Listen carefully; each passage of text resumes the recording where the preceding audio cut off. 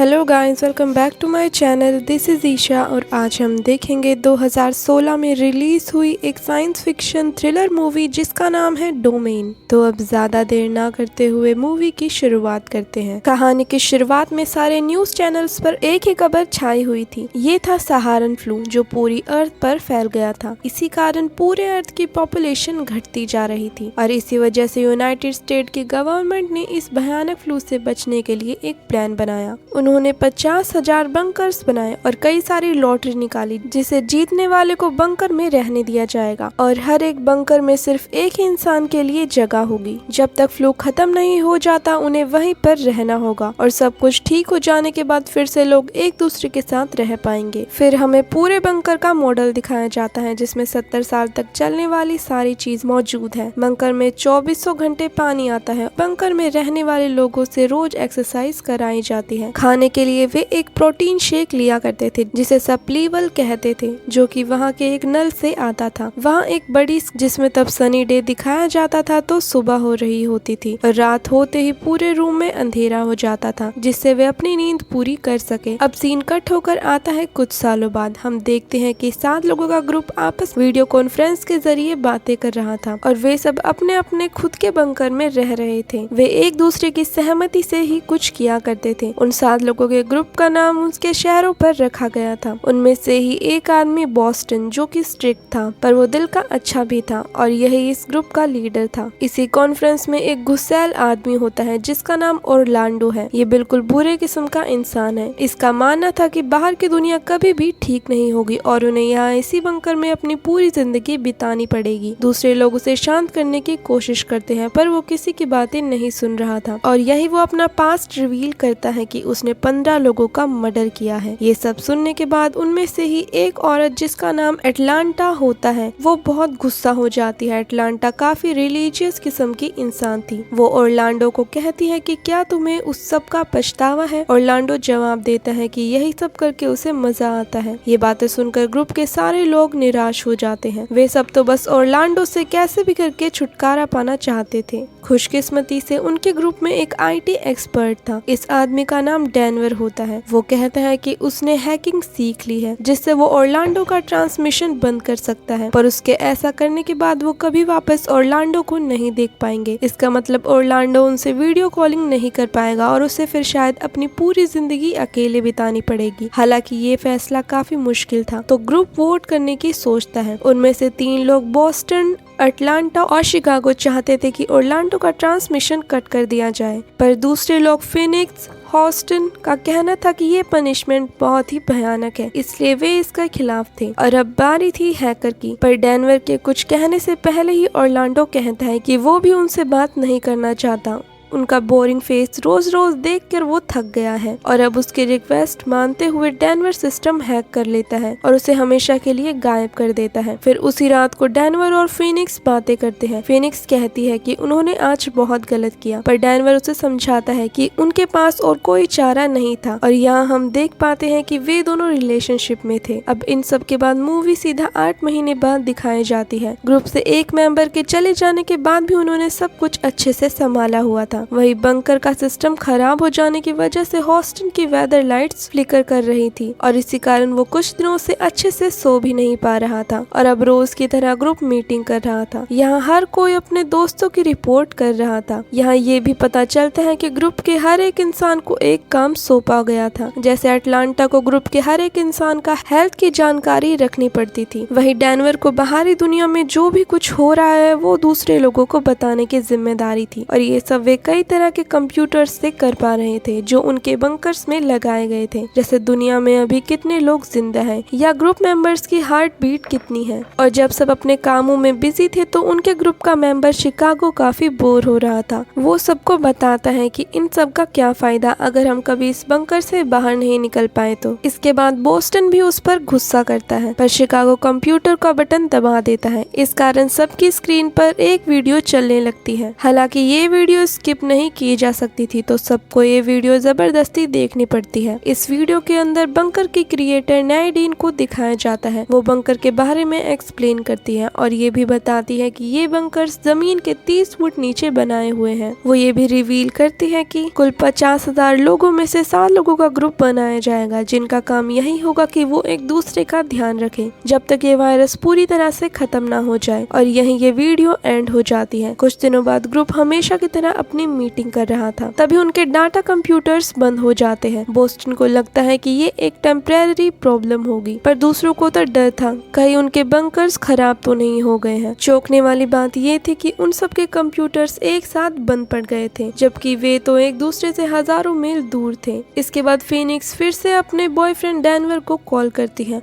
और उसे कहती है कि शायद कंप्यूटर सिस्टम को हैक करने की वजह से डाटा कंप्यूटर्स बंद पड़ गए हैं। जब से डेनवर ने ऑरलैंडो का ट्रांसमिशन कट कर दिया है, इसलिए वो चाहती थी कि डेनवर दोबारा सिस्टम को हैक करके ऑरलैंडो को वापस ले आए और ऐसे ही वो अपने कंप्यूटर्स का डाटा रिस्टोर कर सकते हैं। हालांकि डेनवर का कहना था कि ट्रांसमिशन को दोबारा ठीक करना मुमकिन नहीं है। ये सुनने के बाद फीनिक्स गुस्सा हो जाती है और अपनी लाइफ स्टोरी उसे बताती है। वो रिवील करती है कि उसके पापा बचपन में ही मर गए थे, फिर उसकी मॉम उसे वहाँ से ले गई थी, पर जब वो बड़ी हुई तो उसने ड्रग्स लेना शुरू कर दिया। वो तो कई बार घर से भाग जाती थी, पर एक दिन जब उसे उसका सामान नहीं मिल रहा था तो उसने सोचा कि उसकी मॉम ने उसका सामान लिया है और गुस्से में आकर उसने कैंची से अपनी मॉम को मार डाला। इसके बाद उसे जेल हो गई। तब तक वायरस नहीं फैला था। जेल में ही उसने बंकर की लॉटरी जीती थी। उसकी कहानी सुनने के बाद डेनवर भी काफी इमोशनल हो जाता है कि वो जरूर ऑरलैंडो का ट्रांसमिशन वापस लाएगा और एक रात फाइनली वो ऐसा कर दिखाता है। फिर वो फीनिक्स को ये गुड न्यूज बताने के लिए कॉल लगाता है, पर सरप्राइजिंगली जब वो ऑरलैंडो का कैमरा ऑन करता है तो वहाँ कोई भी नहीं था। बंकर बिल्कुल खाली था। कुछ देर बाद हमेशा की तरह ग्रुप की मीटिंग होती है। वहाँ हर कोई ऑरलैंडो का कैमरा देखकर गुस्सा हो जाता है। बोस्टन तो बहुत गुस्सा था कि उन्होंने बिना किसी को बताए ये डिसीजन लिया है। वो सबसे ज्यादा डेनवर से गुस्सा था कि उसने दोबारा सिस्टम को हैक किया था, पर उन कपल का कहना था कि वोटिंग की कोई जरूरत नहीं है। उसी रात फीनिक्स फिर से डेनवर को कॉल लगाती है। वो उससे पूछती है कि क्या तुम ऑरलैंडो की कुछ पर्सनल वीडियोस मुझे दिखा सकते हो जो उसने रिकॉर्ड की थी। उसे यकीन था कि वीडियोस की मदद से वे जान पाएंगे कि ऑरलैंडो अब कहाँ है। डेनवर उसकी बातें मानता है और फिर से सिस्टम हैक कर लेता है और वो फाइनली ऑरलैंडो की कुछ पर्सनल वीडियो डाउनलोड कर लेता है। फिर ये कपल सारी वीडियोस एक एक करके देखता है। ज्यादातर वीडियो में वो सिर्फ अपनी शर्ट उतारकर वर्कआउट कर रहा था, पर लास्ट क्लिप में वीडियो अचानक कट हो जाती है और सुनाई दे रही थी सिर्फ ऑरलैंडो की चिल्लाने की आवाज। और जब वीडियो वापस आती है तो ऑरलैंडो वहाँ से गायब हो चुका था। ऐसा लग रहा था कि कोई उसे जबरदस्ती वहाँ से ले गया हो। अब अगली सुबह सारा ग्रुप यही अजीबोगरीब वीडियो देख लेता है। वो आपस में इस बारे में डिस्कस कर रहे थे और सब अलग अलग बातों को मान रहे थे। जैसे बोस्टन को यकीन था कि वे बंकर में ही सुरक्षित है, वे बस ज्यादा सोच रहे हैं। बट फीनिक्स कहती है कि उन्हें जल्द से जल्द यहाँ से भाग जाना चाहिए, इससे पहले काफी देर हो जाए। वहीं हॉस्टन पागल हो जा रहा था क्योंकि उसके बंकर में वेदर लाइट खराब हो चुकी थी। वो लगभग एक हफ्ते से सोया नहीं था, इसलिए वो फीनिक्स को सपोर्ट कर रहा था कि उन्हें अब यहाँ से भाग जाना चाहिए। हालांकि बोस्टन सबको शांत रहने के लिए कहता है जब तक उन्हें कोई पक्का सबूत नहीं मिल जाता। बट उसी रात माहौल और भी भयानक हो जाता है। यहाँ हॉस्टन लगातार अपने सर को दीवार पर पटक रहा था। सब उसे रोकने की कोशिश करते हैं, बट हॉस्टन तो अपना मानसिक संतुलन खो बैठा था। और तभी हॉस्टन का वीडियो ट्रांसमिशन में खराबी आने लगती है और ऐसी आवाजें आ रही थी जैसे उसके बंकर में कोई आ रहा हो। और जब वीडियो वापस आती है तो हॉस्टन बंकर में नहीं था, बिल्कुल ऑरलैंडो की तरह। और इस बार सब शॉक्ड थे और उन्हें अब यकीन हो गया था कि उनके साथ भी जल्द कुछ ऐसा होने वाला है। अब अगली सुबह फीनिक्स ग्रुप को इंस्ट्रक्ट करती है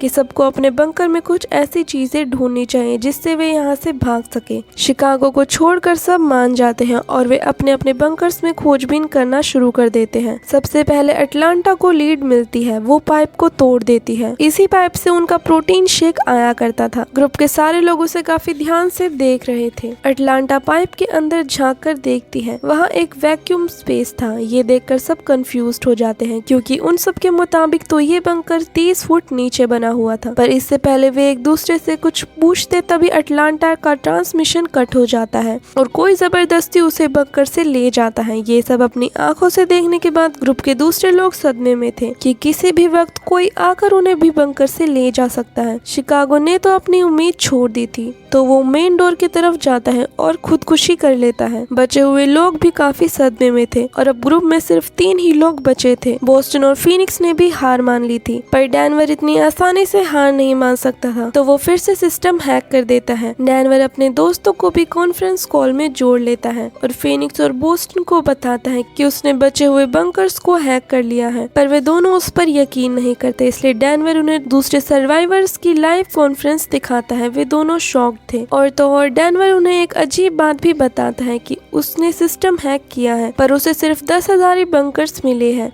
ना कि 50,000। ये सुनने के बाद फीनिक्स को भी शक हो जाता है कि कुछ तो गड़बड़ है, इसलिए वो उन दोनों को कहती है कि उन्हें फिर से भागने की कोशिश करनी चाहिए। पर बोस्टन का मानना था कि वे कभी भी इस बंकर से बाहर नहीं निकल पाएंगे, पर फीनिक्स अब कोई भी जोखिम उठाने के लिए मंजूर थी। वो उन्हें बताती है कि अगर उन्होंने बंकर के अंदर से वायर काट दी तो दरवाजा खुल जाएगा, पर उन दोनों को लग रहा था कि ये प्लान बहुत रिस्की है। पर फीनिक्स यहाँ से हर हालत में बाहर निकलना चाहती थी। उसकी हिम्मत को देखकर वे दोनों भी मान जाते हैं, पर प्लान शुरू करने से पहले डैनवर फीनिक्स को प्रॉमिस करता है कि वो चलकर उस तक पहुंच जाएगा, क्योंकि उनकी दूरी काफी ज्यादा थी। इसके बाद वे तीनों वायर काटना शुरू करते हैं और जल्दी वहाँ अलार्म बजना शुरू हो जाता है और सबसे पहले बंकर से बाहर निकलने वाली फीनिक्स थी। बट सरप्राइजिंगली वहाँ का दरवाजा एक आम अपार्टमेंट जैसा दिख रहा था। फीनिक्स को हमेशा लगता था कि वो एक बंकर में है, पर असलियत उससे कहीं ज्यादा अलग थी और इससे पहले वो कुछ कर पाती, डैनवर अगले दरवाजे से बाहर निकलता है और इससे पता चलता है कि वे पिछले 6 सालों से एक ही बिल्डिंग में रह रहे थे। बोस्टन भी दूसरे दरवाजे से बाहर निकलता है। अगले सीन में वे तीनों अपार्टमेंट को इन्वेस्टिगेट कर रहे थे। फिर वे कुछ ही देर में टेरेस पर पहुंच जाते हैं और लगभग 6 साल बाद उन्होंने सूरज की रोशनी महसूस की थी। फीनिक्स भी और ऊपर जाने लगती है और सरप्राइजिंगली सब कुछ पहले की तरह ठीक था। लोग गलियों में चल रहे थे और ट्रैफिक के कारण रोड पर भीड़ मची पड़ी थी। फीनिक्स तो उन दोनों को ये गुड न्यूज बताना चाहती थी, पर वे तो किसी से छिप रहे थे जो बिल्कुल पुलिसमैन जैसे दिख रहे थे। वे उन तीनों को ही ढूंढ रहे थे और अब जब उनके पास भागने का कोई चारा नहीं था तो बोस्टन पुलिस का ध्यान भटकाने का डिसाइड करता है, जिससे उसके दोस्त वहां से भाग सके, और प्लान काम भी करता है। वे दोनों नीचे जाकर एक ऑफिस में पहुंच जाते हैं और अचानक नेडिन वहां एक गन के साथ आ जाती है। ये वही थी जिसने बंकर्स को बनाया था। वो डैनवर को पीछे हटने के लिए बोलती है।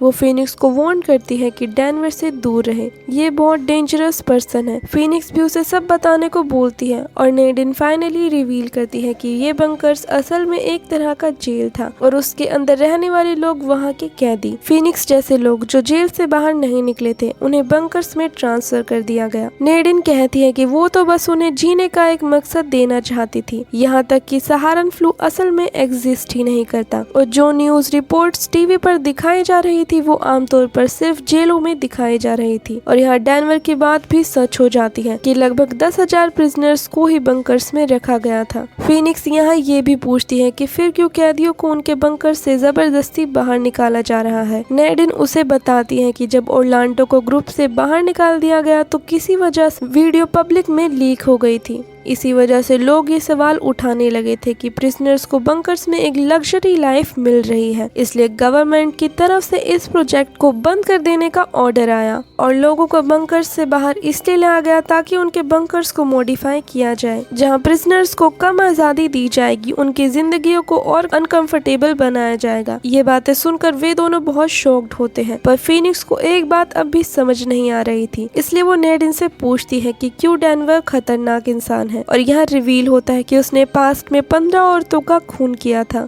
ये सुनने के बाद वो तो सदमे में चली जाती है और यहाँ उसे महसूस हो जाता है कि डैनवर उससे सिर्फ प्यार का नाटक कर रहा था। फिर जल्दी रूम में 2 पुलिस ऑफिसर आ जाते हैं और उन दोनों को बेहोश कर देते हैं। और अब लास्ट सीन में डैनवर और फीनिक्स को उसी हॉलवे में लाया जाता है जहाँ हमें ग्रुप के सारे मेंबर्स दिखाए जाते हैं। शिकागो भी वहीं मौजूद था और जब डैनवर भागने की कोशिश करता है तो उसे शूट कर दिया जाता है। यही मूवी एंड हो जाती है। 5 बचे हुए लोगों को उनके बंकर्स में वापस भेज दिया जाता है, जिसे बिल्कुल असली जेल में बदल दिया गया था और अब उनकी जिंदगी और मुश्किल होने वाली थी। तो गाइज ये मूवी यहीं एंड हो जाती है। तो आपको ये वीडियो कैसी लगी please write down in the comment section. तो हम मिलते हैं अगली वीडियो में, तब तक के लिए just wait and take care.